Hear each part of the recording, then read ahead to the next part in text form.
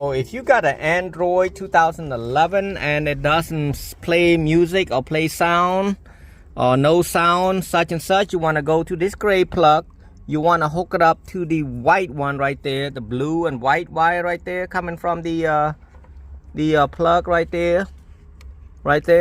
You want to hook up to the white one right there. Okay, that's number, I believe it's number 15, but you count right here, it's number 6 on here from this one if you're looking at it. So I cut that white wire and tap it to the amp turn on. It works. I tried this one from the RCA jack right there. That doesn't power up when I turn the amp on, so I'm not gonna worry about it and plug it how I did it.